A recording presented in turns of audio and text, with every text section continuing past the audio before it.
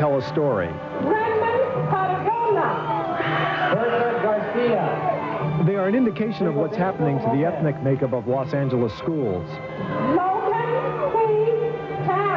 This is the commencement for Marshall High School, where students come from more than 40 different language groups. 85% do not speak English at home. Our having. Now please, the possessive and the gerund. Raphael. In this English as a second language class alone, there are students from 10 different countries, most from Latin America. Teacher Jack Goldich maintains he'd rather be here than a more homogeneous classroom. It would be much more boring for me because I like the diversity. And it would be less challenging for me. And I don't think it would be quite as rewarding for the students. How many of you have ever seen a picture of Albert Einstein? Yeah. He has real short hair. Yeah. Like Jose's here, right? Some would argue that by providing special classes for new immigrants, school systems are doing more harm than good. That's a myth, and it's certainly not in evidence here. Americans, they are grateful for his leadership. If you're in a new culture, and that culture speaks English, the first thing you want to do is fit in.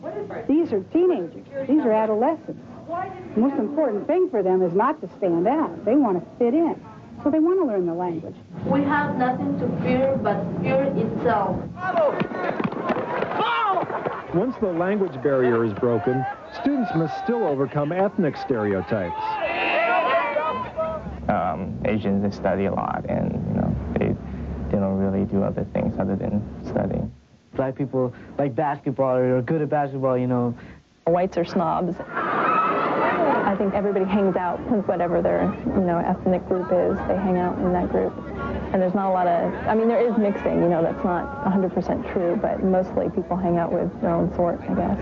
I don't know what it is, but I think maybe, birds of a feather flock together. Shut down!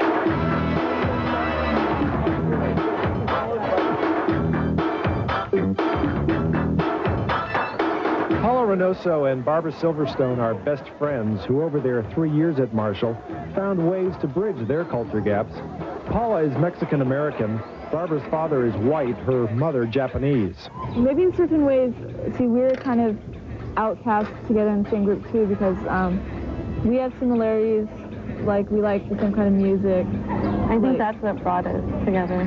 I think what people have to do is just stop stereotyping. I know it's impossible, but if we just stop, believing, and people that come to this school, a lot of people, they'll just, follow everyone else. Right, and it's really stupid. We have to learn to look beyond that, yeah. Barbara Silverstone. Paula and Barbara both start college this fall. Paula hopes that alone can break down a stereotype. I don't think it matters, what race you are or anything, just as long as you want to make it through school. And it's really sad for people to tell you you're going to end up dropping out, you're stupid, because you're Mexican. And the Marshall class of '92 is full of similar success stories. Despite its difficulties, students would not trade their experience for anything. I feel like I've been exposed to a lot more things than a lot of other people. I don't know, I just feel lucky that I've gotten to, I have friends of, all different colors. You just get a bigger exposure to the world. It's like living, you come here and it's like a microcosm of the whole world. I think it's definitely positive. Actually, I think there's no other place where you can get an education like this.